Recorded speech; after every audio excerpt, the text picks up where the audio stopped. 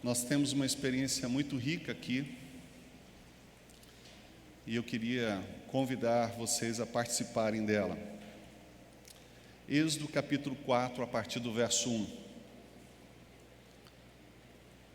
Êxodo capítulo 4, a partir do verso 1 diz: Então Moisés respondeu: Mas eles não acreditarão em mim e nem atenderão a minha voz, pois dirão: O Senhor não te apareceu. Perguntou-lhe o Senhor: Que é isso na tua mão? E Moisés respondeu: Uma vara. O Senhor lhe ordenou: Joga no chão.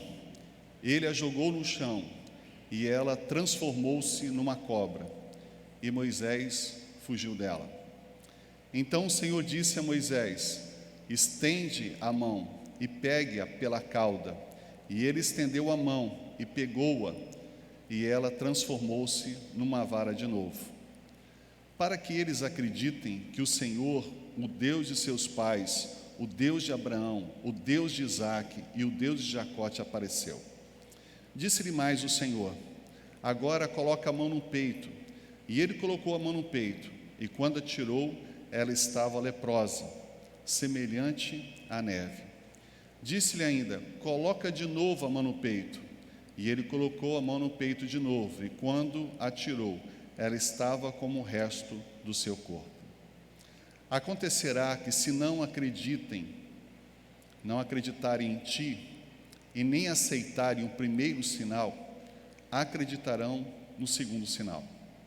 Se ainda não acreditarem, depois destes dois sinais, nem atenderem à tua voz, pegarás da água do rio e derramarás sobre a terra seca, e a água tirada do rio se transformará em sangue sobre toda a terra seca. Então disse Moisés ao Senhor: Ah, Senhor, eu nunca fui bom orador, nem antes, nem agora, que falaste ao teu servo, pois sou pesado de boca e pesado de língua. E o Senhor lhe respondeu: Quem faz a boca do homem?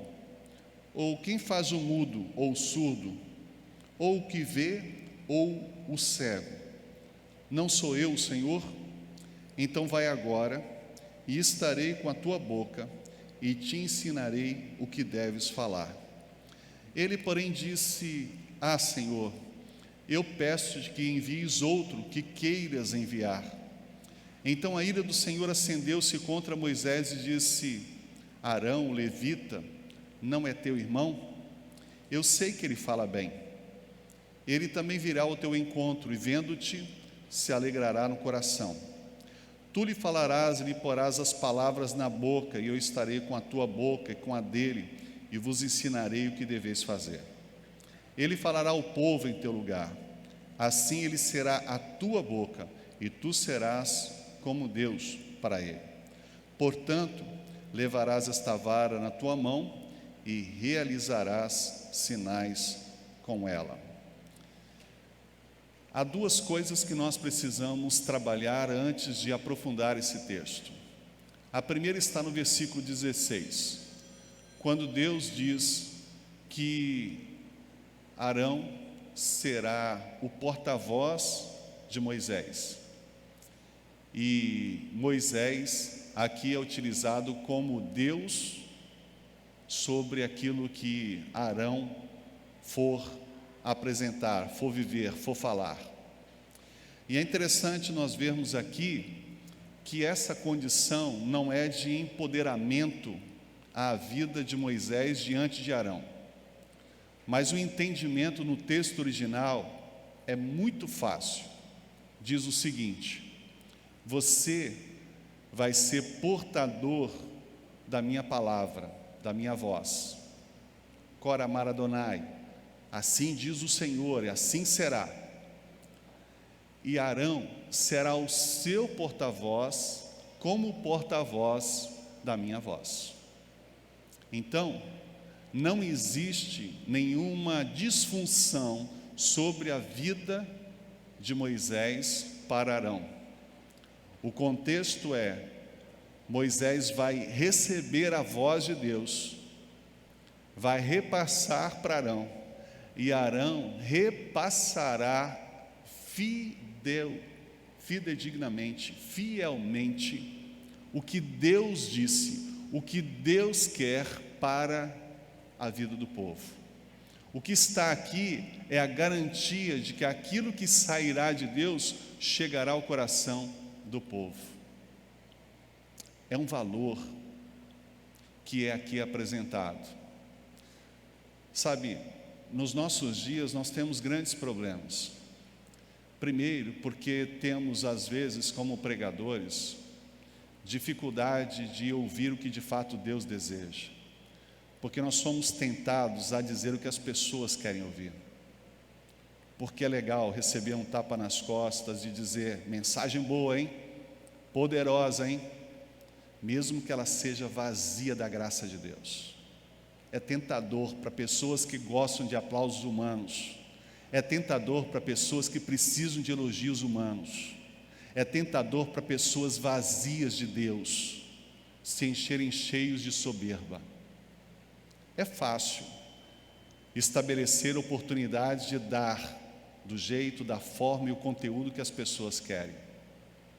Mas essas pessoas que fazem desta forma haverão de um dia prestar contas a Deus. Primeiro, por falar em nome de Deus. Segundo, para não serem o que são, porque Deus quer usar as suas vidas como são.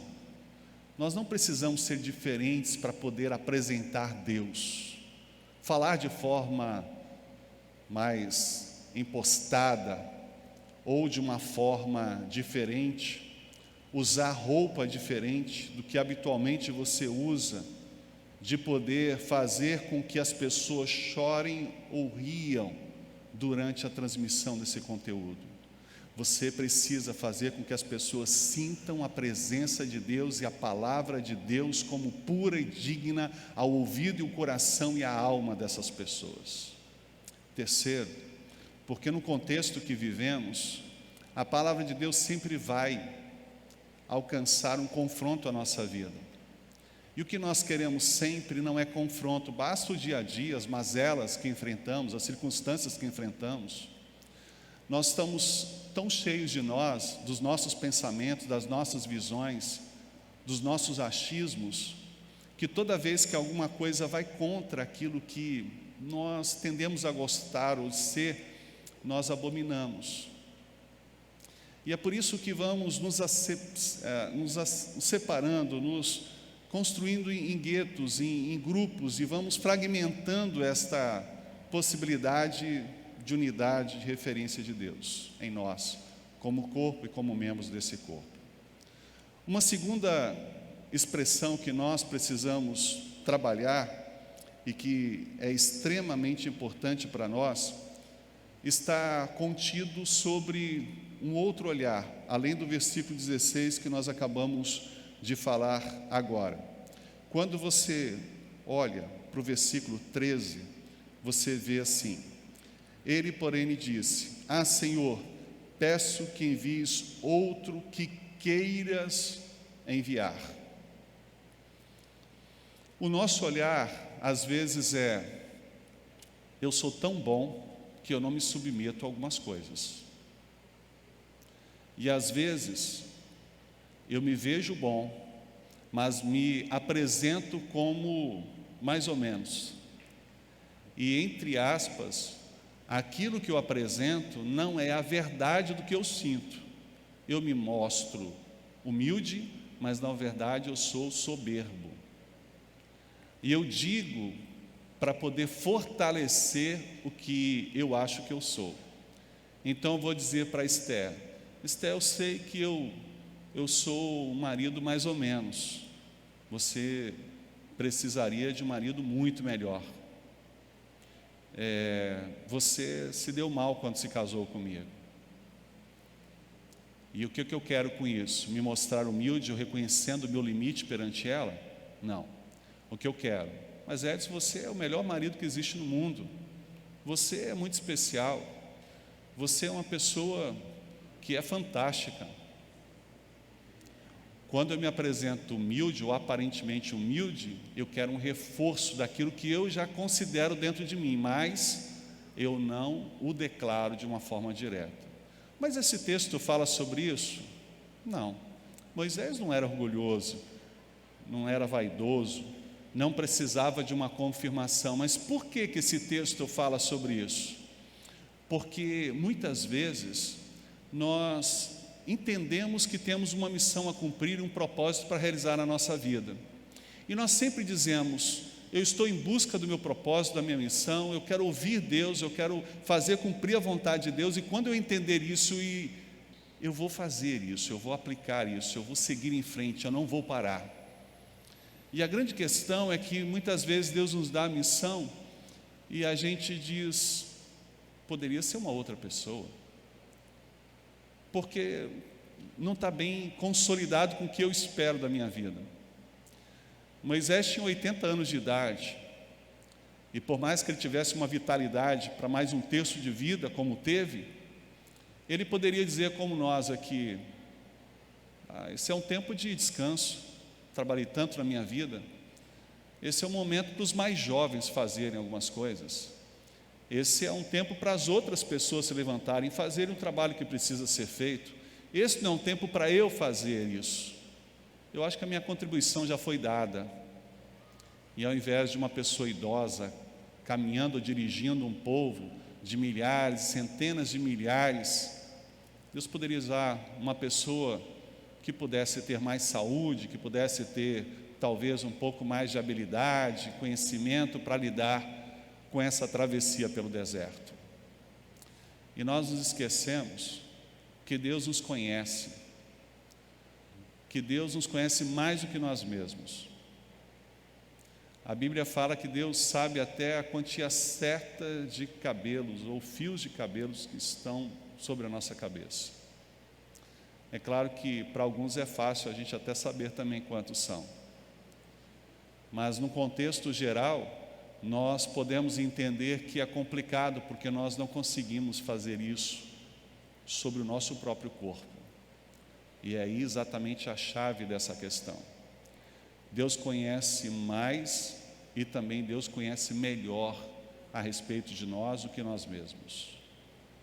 E quando Deus estabelece uma designação para qualquer um de nós, Deus olha para nós e diz: eu desejo usar você. Mas eu sou imperfeito, Senhor, eu sei que você é. Eu quero usar você, mas Senhor, eu estou cansado. Eu sei que você está cansado. Eu quero usar você, mas Senhor, eu estou num momento tão diferente da minha vida. E Deus diz: eu sei que você está num momento totalmente diferente da sua vida. E Ele continua dizendo: eu quero usar você. Não porque há em nós qualidades que Deus precise, mas há em nós, pense bem sobre isso, limites, olha, limites que Deus precisa. Não Ele como Deus, mas para poder usar e fazer-se cumprir a nossa vida. Porque se nós estabelecermos as nossas forças ou as nossas capacidades, nós facilmente poderemos distorcer o que Deus quer fazer através da nossa vida, no cumprimento da nossa missão, porque nós não precisaremos dele. Se Moisés tivesse uma oratória, não tivesse a língua presa, não tivesse uma dicção ruim de se entender, ele não precisaria de Arão. E talvez, em algum momento, não chegasse a entender que precisasse de Deus para falar, porque ele resolveria os problemas. Tendo facilidade de falar, de se expressar, ele poderia dizer o que ele quisesse, ou o que ele entendesse que fosse melhor para o povo. Mas tendo dificuldade de chegar e diretamente falar as coisas para o povo, ele tinha a possibilidade de ouvir melhor e sempre fielmente a Deus, para poder levar à frente o seu propósito. E aí nós chegamos a um terceiro aspecto que é importante para nós entender nesse contexto. Quando nós olhamos a Bíblia, nesse texto, nós vemos uma proposta específica a partir do versículo 10. Então disse Moisés ao Senhor: eu nunca fui bom orador, nem antes nem agora que falaste ao teu servo, pois sou pesado de boca e pesado de língua. Ele está dizendo aqui que é uma pessoa com dificuldade de se expressar na sua oratória e dificuldade de se expressar na sua dicção. E ele apresenta para Deus uma realidade que Deus leva para ele pensar melhor no versículo de número 11. Ele diz: Moisés, quem foi que fez a boca do homem? Quem faz o mudo? Quem faz o surdo? Quem faz o que vê? Quem faz o cego? Sou eu ou você? Sou eu ou são os homens? Sou eu ou são as mães ou os pais? Sou eu ou é a medicina? Quem é? E quando nós olhamos essa resposta de Deus, e é por isso que eu coloquei como terceiro aspecto a gente pensar antes, a gente não pode entender que Deus faz as pessoas sobre uma ótica ou sobre uma postura seletista, dizendo: vou fazer essa pessoa desse jeito, vou fazer a outra pessoa desse outro jeito. Vou fazer uma pessoa que seja perfeita, que ela ouça bem, que ela fale bem, que ela veja bem. E vou fazer uma outra pessoa imperfeita, vou fazer uma pessoa que vê bem, que ouve bem, mas que não fala bem. Eu vou fazer uma outra pessoa imperfeita, vou fazer uma pessoa que ouve e fala bem, mas não vê bem. Porque esse olhar seletista não é o olhar de Deus. E aqui não está que Deus faz uma coisa boa, perfeita e outra mais ou menos. Porque não é isso que Deus faz. No crivo da qualidade de Deus, todas as coisas são perfeitas. O que nós precisamos entender nesse texto é: Deus permite algumas coisas. Na consolidação, desde o campo da concepção, da genética, do DNA, Deus sabe de antemão que algumas possibilidades podem ocorrer e Deus pode permitir que isso ocorra. Assim como também no ato de intervenção de Deus, Deus pode intervir sobre algum momento, em alguma situação, e aquilo que estava para acontecer não ocorrer. E aí isso meio que cria uma dificuldade, porque dentro da linha da ciência, a probabilidade de uma pessoa casando-se com outra, com tendências e uma história genética, uma hereditariedade presente, era de gerar um filho com uma síndrome ou com uma dificuldade, e isso não ocorre. Ou de repente a probabilidade ser mínima entre os pais e isso acontecer com o filho. Mas muitas situações ocorrem não só no ato da concepção, mas ocorrem também no processo do nascimento, em que nós construímos, adquirimos uma situação e que talvez dali para frente afete a nossa ação genética, a nossa hereditariedade. O que está presente nisso? Um olhar em que Deus, na sua soberania, permite que aconteça entre nós. Para quê? Para vivermos limitados aqui? Não. Você já teve a oportunidade de conversar com o pastor Gilmar aqui da nossa igreja? Ele é uma das pessoas mais inteligentes que eu conheço. Eu brinco com ele em alguns momentos, pela intimidade que eu tenho, de que se ele talvez enxergasse como enxergou até a sua juventude, ele não fosse tão inteligente assim. É claro que eu brinco com ele, porque aguçou, na minha brincadeira com ele, a sua inteligência a partir de um limite físico. E é impressionante quando pessoas estabelecem limites em algumas situações, como outros processos ocorrem, não como processo de compensação. Há um limite aqui, existe um outro processo a ser compensado ali, não. Mas há uma uma retomada, em uma direção que potencializa a capacidade, a desenvoltura das pessoas. Então, voltando ao pastor Gilmar, ele continuaria sendo bem inteligente, enxergando, com toda certeza. Mas a grande questão é que, diante da vida, circunstâncias que vivemos, nós culpamos Deus por isso. Porque foi assim também no tempo de Jesus. E nos esquecemos do que Jesus disse, quando as pessoas olharam para uma pessoa com deficiência e disseram: isso se dá pela causa dos seus pais, pelo pecado dos seus pais, isso está sendo repassado aos filhos, isso se dá pela forma de viver a sua concepção genética, a hereditariedade presente. E Jesus diz: não, existem situações que são para a glória de Deus. Existem situações que não são pelo processo hereditário, físico, humano, mas existem algumas coisas que são espirituais. Nós não sabemos distinguir,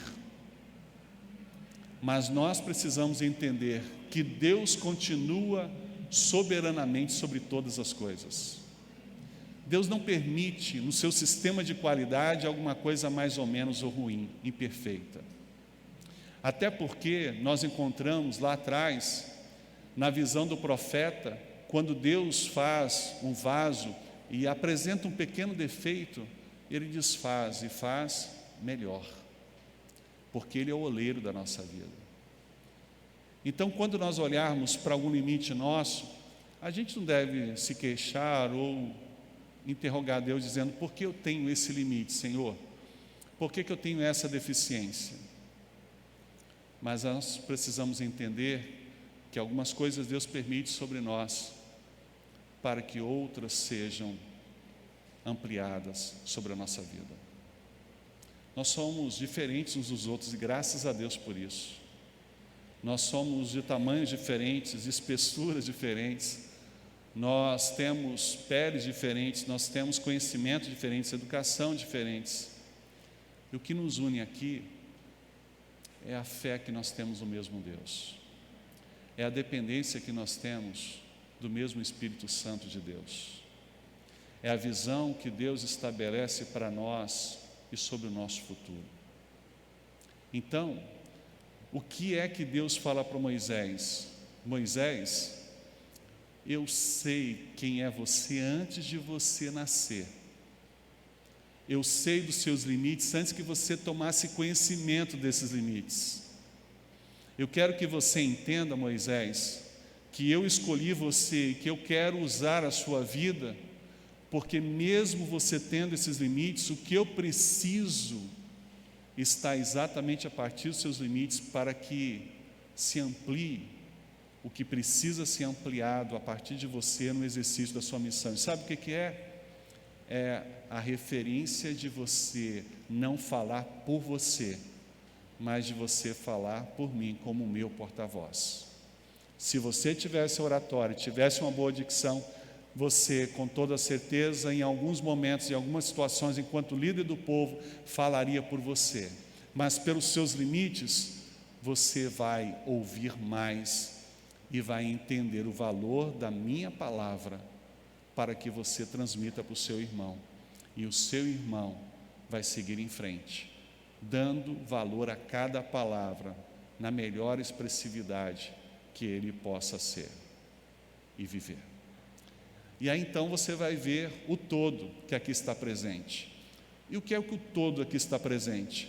Deus começa a falar para Moisés, que já tinha dito que não era a pessoa adequada para essa função, porque ele dizia: como é que eu vou chegar lá e o pessoal vai acreditar que eu tive uma experiência com o Senhor? Como é que eu vou chegar lá e as pessoas vão validar que o Senhor quer tirá-los de lá? Deus disse: então vamos fazer alguns sinais. Então Deus começa a apresentar algumas possibilidades para mostrar o sobrenatural e o povo acreditar que ele não estava por livre, espontânea vontade ali, mas ele estava num desígnio de Deus. Deus havia pedido que Moisés assim fosse. E ele então ouve o que Deus diz.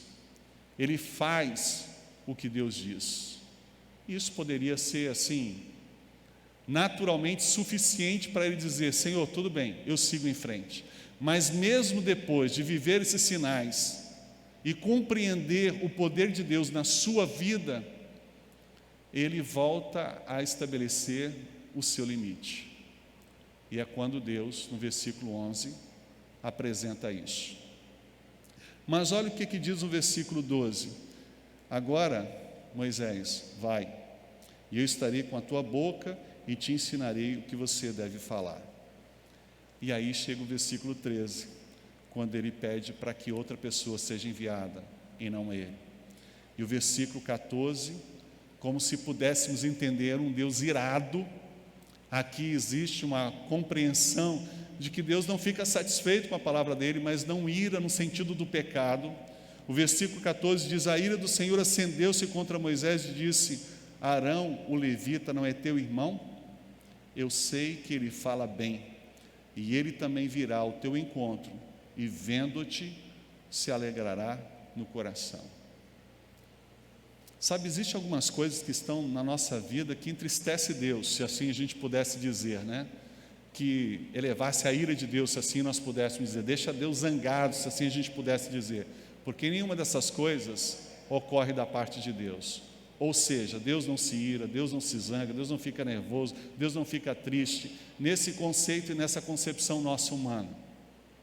Não existe isso. Mas veja, existem algumas situações que elas mostram que nós somos tão insistentes e persistentes em algumas coisas, que Deus fala uma, duas, três vezes, como se Ele não tivesse a capacidade de falar perfeitamente e de bom entendimento a todos nós, como se Ele fosse uma pessoa que não tivesse um bom sincronismo na sua comunicação. O problema não é o que Deus fala, como Deus fala, a quem fala e ao tempo que fala.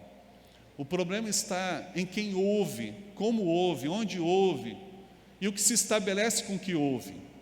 O problema de Moisés é um problema comum a nós também, porque o nosso problema é que nós queremos construir um formato para ouvir Deus.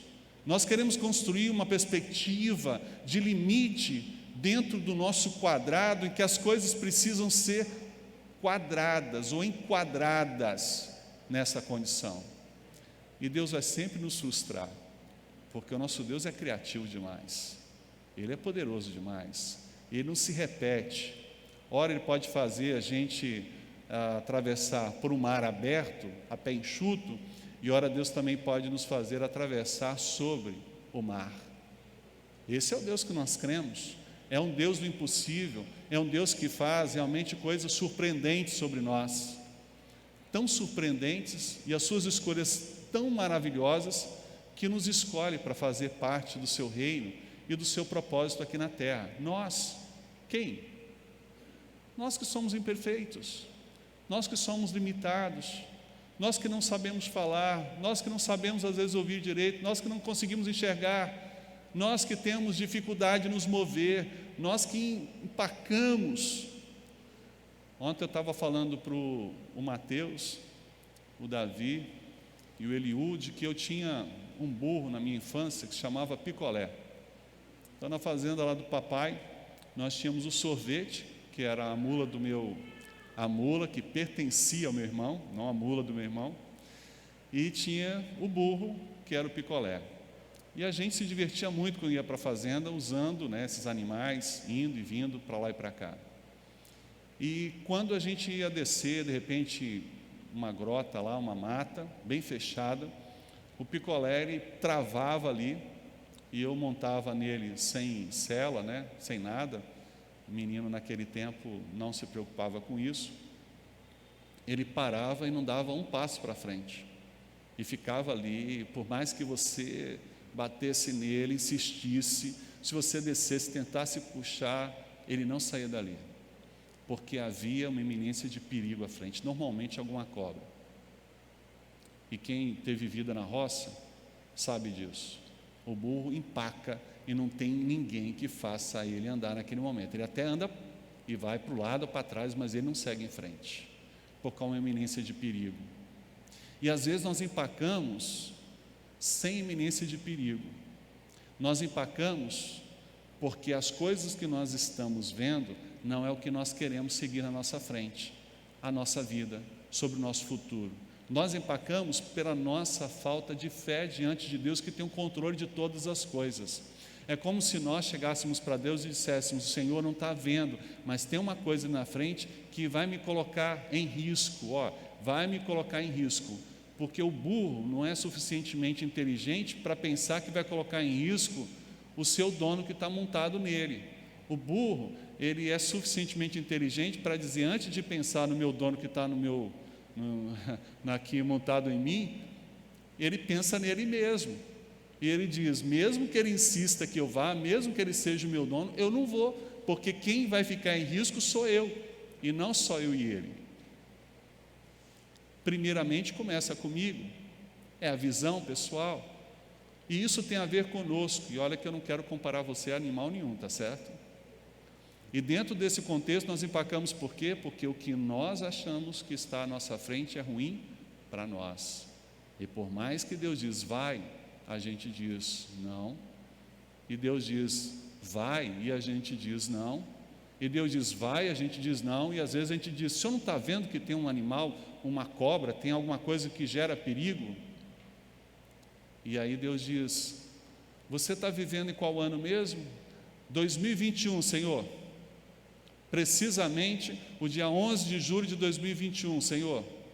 Ok, eu sabia da data e até a precisão desses milésimos de segundo que você está vivendo agora, Edson, mas eu queria que você soubesse a data. Mas é claro, Senhor, que eu sei a data que eu estou vivendo hoje. Então, alguns milênios atrás, 2 deles, tinha um moço chamado Paulo, que antes me perseguia e depois passou a ser perseguido, que ele foi mordido por uma serpente venenosa. E ele pegou a serpente, balançou lá e jogou fora.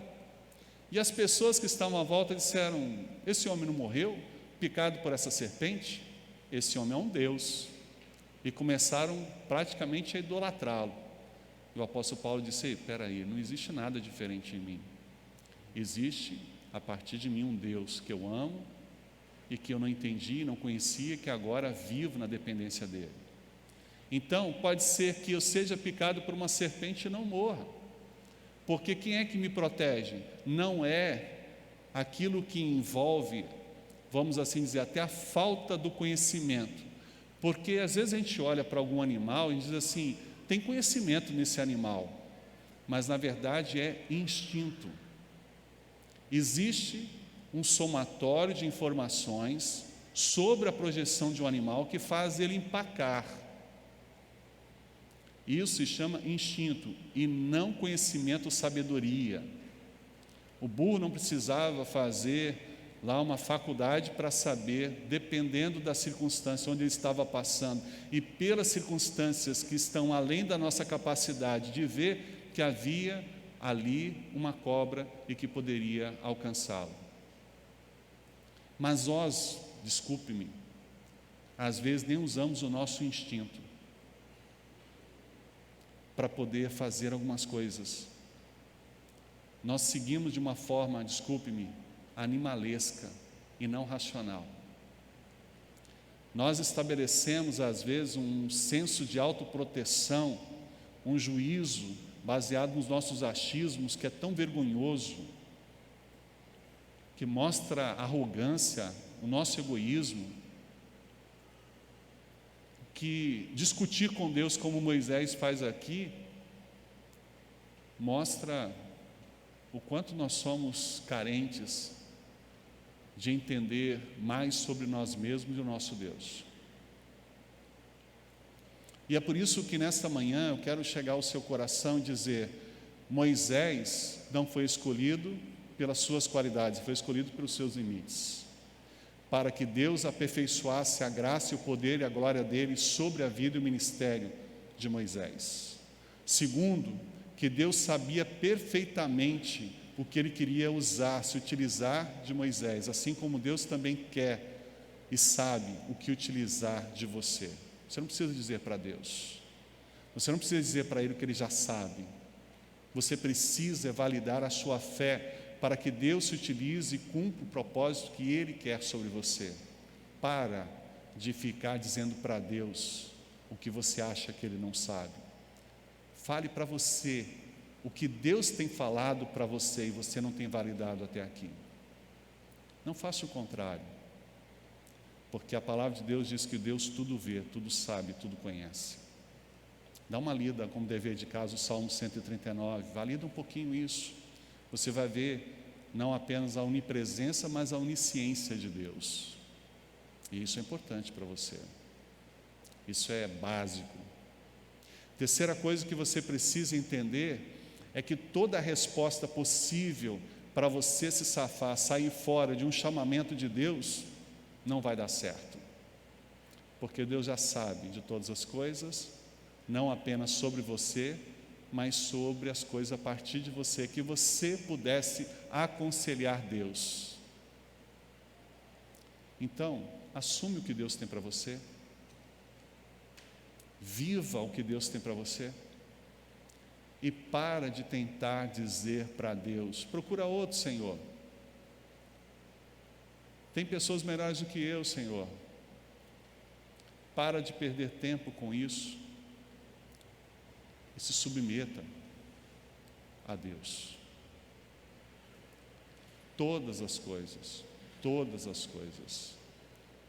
que você ainda não sabe, que você ainda não viu, que você ainda não entendeu, já está no domínio de Deus. Há desafios, perigos, mas o Senhor já está à sua frente para livrá-los, ordená-los e para se fazer cumprir. Não para que nós nos venhamos a valorizar ou aceitar o endeusamento de pessoas, a idolatria de pessoas, porque a gente precisa manifestar para todas as pessoas a glória de Deus no que somos, no que fazemos, e não o que somos ou o que imaginamos que sejamos. E a quarta e última questão que esse texto diz é se nós agora, diante do que estamos vivendo e da proposta que Deus está estabelecendo para nós, pararmos de ficar construindo ou estabelecendo um jogo com Deus, e a gente assumir e fazer valer, nós vamos não apenas encaminhar para o agora o que nós deixamos e empurramos sempre para depois, mas também nós vamos validar agora uma experiência com Deus que vai mudar a nossa vida e gerar mais senso no nosso caminhar, no nosso cotidiano, na nossa história. Nós temos os nossos posicionamentos, nós temos as nossas vontades, e nós chegamos para Deus e dizemos sempre, como se Deus tivesse que sempre optar por aquilo que nós achamos que seja melhor. Nós damos respostas para Deus, nós dizemos: Deus, eu não quero isso, eu não quero aquilo, eu não quero desse jeito, eu penso assim, deve ser assim, isso é o melhor. Se a gente pelo menos aprendesse, ao invés de ficar falando, orássemos mais. Senhor, mostra quem está errado nesse processo, eu ou ele ou ela. Mostra quem está errado nesse processo, nós ou o outro, ou os outros. E aí a gente vê muitas situações difíceis. E eu quero usar 2 exemplos e fechar essa palavra nessa manhã. O primeiro, baseado numa experiência bíblica, em que Deus usou um profeta e disse: vai por um caminho, profetiza nesse lugar e volta por outro caminho. Vai por um caminho, estabelece a minha palavra por lá, não aceita nada nesse lugar e volta por outro caminho, para que essas pessoas ouçam, validem e na sequência, sobre o futuro, continuem validando o que eu tenho sobre este povo. E ele fez exatamente tudo que Deus fez, até quando estava voltando por outro caminho. E um profeta, que a Bíblia diz que era aposentado, chega à direção dele e diz: olha, Deus consertou o que ele havia dito para você. Deus fez uma pegadinha com você, e Deus mandou que você voltasse e participasse de um banquete que eu quero preparar para você lá em casa. Você está cansado, não comeu nada e tal, vamos lá. E aquele inocente profeta volta, participa lá da festança na casa do profeta aposentado, e quando volta o seu caminho, ele é morto. E o leão fica exatamente do lado dele lá, mostrando a veracidade da palavra de Deus, porque onde o homem encontra o seu limite, a palavra de Deus supera, vai além, porque a palavra de Deus nunca volta vazia, sem sentido, sem significado, sem cumprir o que Deus quer. É uma experiência negativa para um homem que deveria ser de Deus. O segundo exemplo correu na igreja que eu pastorei ali em Neves, São Gonçalo. O pastor Alberto Araújo ficou 58 anos como pastor da igreja. E quando ele estava lá entre os 10 primeiros anos de ministério, ele queria comprar uma área do lado da igreja, um terreno pequeno, um lotezinho, porque ele pensava no futuro da igreja. E aí reuniu lá os diáconos e disse: meus irmãos, o vizinho aqui está vendendo o lote lá, são 450 metros quadrados, é um valor muito baixo, nossa igreja vai crescer, nossa igreja vai ter muitos jovens, vai ter muitas crianças, vamos comprar esse terreno e vamos agregar nesse terreno para o futuro da nossa igreja. E aí os diáconos disseram: não, pastor, não vamos fazer isso não, lá na frente, se precisar, a gente compra, vamos pegar esse dinheiro e vamos fazer uma reforma aqui dentro do templo, vamos colocar uns bancos melhores aqui. E o pastor disse: mas vamos pensar no nosso futuro nesse momento também, vamos comprar os bancos e vamos comprar o terreno também, é muito pouco. E os diáconos disseram: isso não é de Deus, é de Deus a gente ajustar esses bancos aqui. E aí um diácono ousado se levantou e disse: pastor, vamos fazer o seguinte, vamos encerrar esse assunto, porque se o assunto não é de Deus, a gente está perdendo tempo aqui.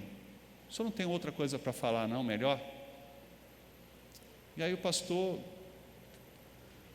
pequenininho, um pouquinho mais de 1,50 m, mas cheio de Deus, ele disse: vamos fazer uma coisa então?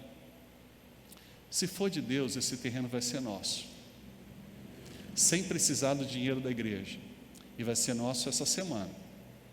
Segunda coisa, nós vamos ter respostas de Deus sobre a nossa condição física, e nós saberemos quem falou por Deus e quem falou pelo homem. O que os diáconos fizeram? Amém, que assim seja feito. Na mesma semana o terreno passou para o nome da igreja. Uma pessoa contribuiu.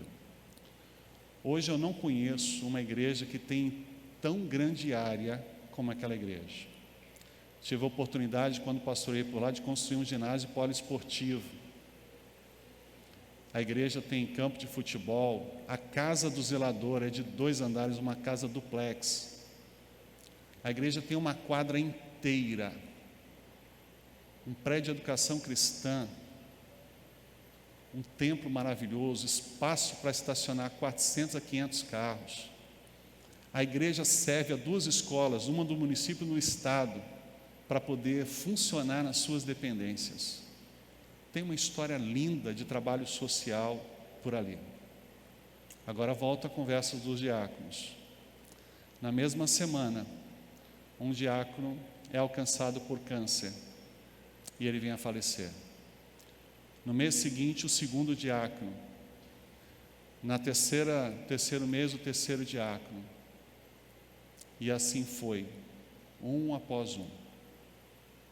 O último diácono que sobreviveu, ele chamou o pastor na sua fase final e disse: pastor, eu queria te pedir perdão, porque fui eu que fui extremamente orgulhoso naquela ocasião e disse que não era de Deus, e eu quero reconhecer que eu falei em relação a isso, e eu sei que se o senhor orar aqui agora, o Senhor pode usar o Senhor e me curar. E o pastor disse: olha, eu jamais queria que nenhum dos diáconos passasse por isso, porque não foi essa a minha intenção, e muito menos você. Mas essa situação de cura não me pertence, pertence a Deus. Se você estabelecer uma palavra de arrependimento, a que você fez contra Deus, não contra mim, você será curado. E aquele moço foi o último a viver o seu limite. Eu conheci a igreja na finalzinho de 80, início de 90, e a igreja nunca mais teve diácono lá. Uma dificuldade de indicar diácono, ninguém aceitava, porque tinha medo com relação à história desse sentido. Mas por que eu estou contando essa história? Não é para amedrontar diáconos nenhum, não. Não é para me amedrontar líder nenhum, não. É entender o seguinte: gente, é tão fácil algumas coisas, e a gente impõe tanto o nosso lado humano diante delas, tentando medir força com Deus. Olha que absurdo que aquele diácono disse, e os diáconos concordaram. É absurdo qualquer pessoa fazer isso, e às vezes nós vivemos esses absurdos na nossa vida, de dizer e contrapor Deus em relação àquilo que é dele.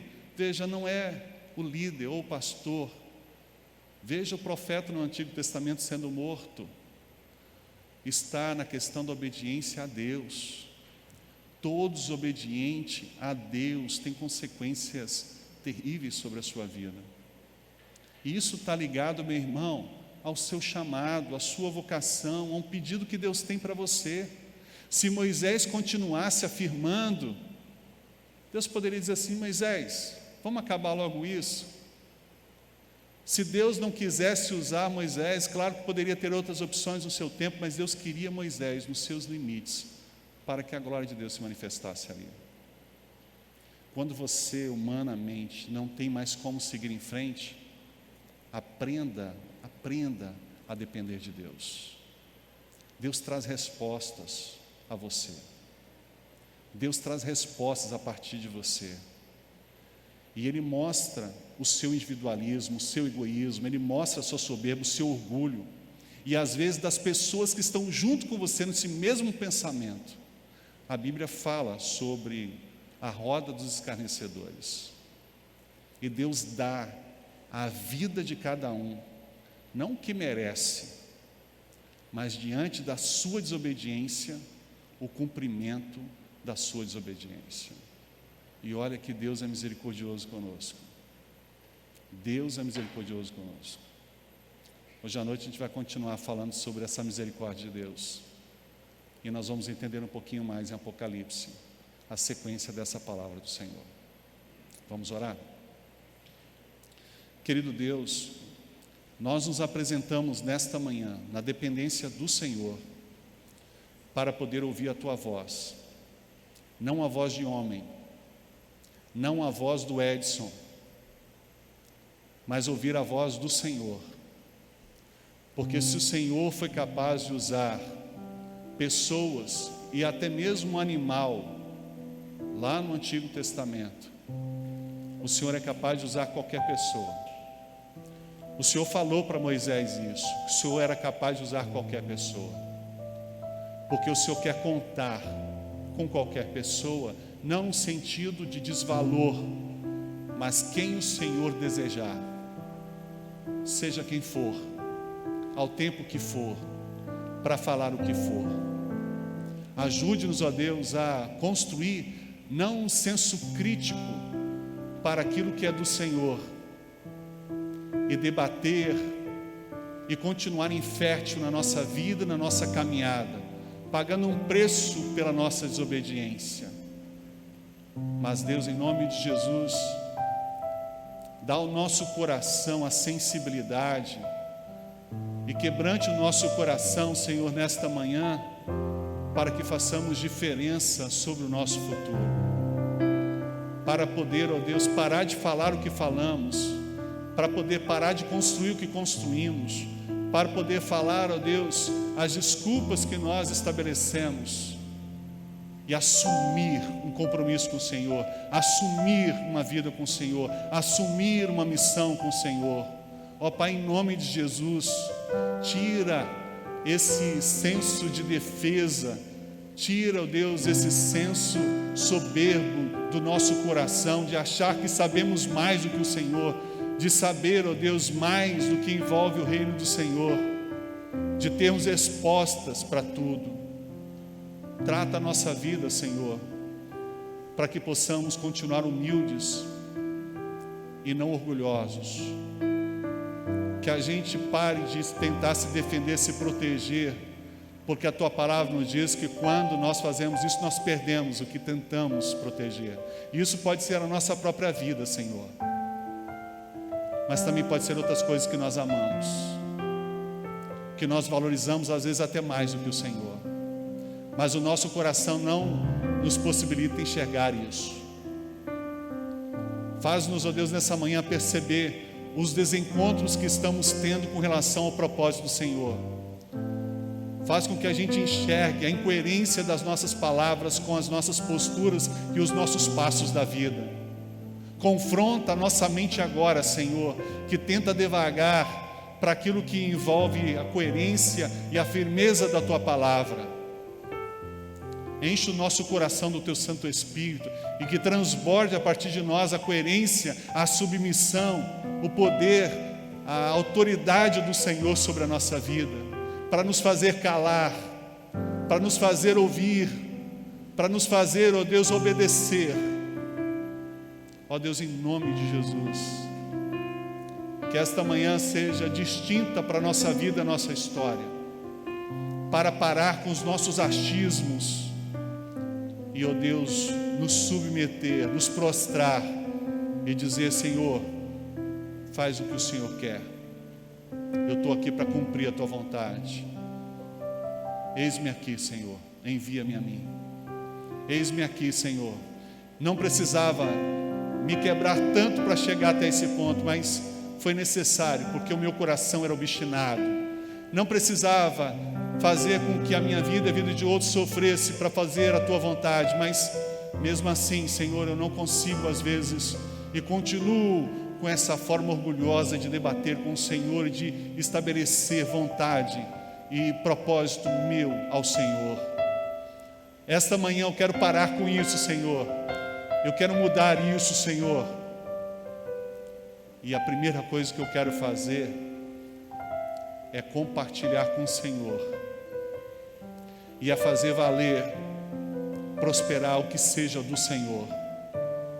Não o que eu quero, não o que eu intento, não o que está às minhas mãos para eu fazer, mas o que é do Senhor e que o Senhor pode fazer. E que nesta manhã o Senhor faça, quebrantando os corações e transformando as histórias aqui presentes, aqueles que estão online, daqueles que haverão de ter o acesso a essa palavra em algum momento da sua vida. Pai, ajude-nos em nome de Jesus, Pai, a parar com essa forma tão irresponsável de ser cristão nos nossos dias e ao longo da história da humanidade, repetindo os mesmos erros, fazendo as mesmas escolhas, se portando de forma tão inconveniente. Nós queremos ser bênção nas Tuas mãos, Senhor, e por isso nós queremos esvaziar cada vez mais de nós, como João Batista diz: menos eu, que diminua eu, e que cresça o Senhor. Cresça o Senhor na minha forma de ver, na minha forma de ouvir, na minha forma de falar, na minha forma de pensar, na minha forma de decidir, na minha forma de ser. Eu como pessoa, homem ou mulher, na minha forma de ser pai ou mãe, na minha forma de ser esposo ou esposa, na minha forma de ser irmão ou irmã, na minha forma de ser cidadão neste mundo, mas também cidadão do reino dos céus. Quebranta, Senhor, o nosso coração nessa manhã, para sairmos daqui, ou deste tempo que teremos acesso a esta palavra, não mais os mesmos, não mais os mesmos, para que um terço da nossa vida, ou para que o todo da nossa vida daqui para frente, seja suficientemente, unicamente, para a glória do Senhor. Ministra-nos, tira de nós toda a nossa concepção humana para entender a verdade e o princípio da Tua palavra nesta manhã. É o que nós clamamos ao Senhor, no nome de Jesus. Amém, amém.